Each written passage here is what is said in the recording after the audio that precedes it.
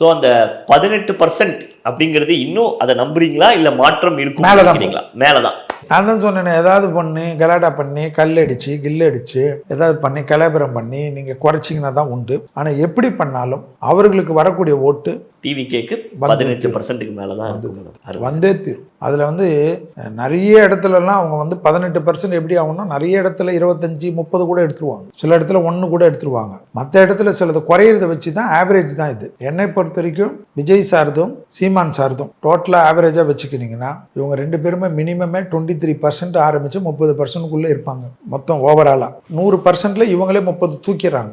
So அந்த 30-70%ல DMK எவ்வளவு தூக்கும், ஏடிஎம்கே தூக்கம் எவ்வளோன்றது தான் இப்போ பார்க்கக்கூடியது. சீமான் சார் கூட நிறைய பேர் சொல்லுவாங்க விஜய் சார் ஓட்ட பிடுங்குறாரு அதை பிடுங்குறாரு. நடக்காது. சீமான் சார் மினிமம் அவர் என்ன பண்ணாலும் 6%க்கு மேலே 5%க்கு மேலே தான் எடுப்பார். ஸோ இவங்க 2 பேருக்கு அதை எடுக்கிற ஓட்டு யாருக்கு பம்பர் ஆக போறதுன்றது தான் இப்போ மேட்ரு. அந்த பம்பர் மேட்ரு தான் 15ஆம் தேதியிலேருந்து தான் 14ஆம் தேதி காலையில் 8:42க்கு மேலே தான் கிரகங்களுக்கு கண்ணுக்கு ஜோசியர்களுக்கு புலப்படும். இல்லைன்னா இப்போ எல்லாமே ஒத்தையாரட்டி தான் பிடிக்கும். அவ்வளோதான். சும்மா நான் தான் சொன்னேன்னு சொல்லிக்கிறேன்.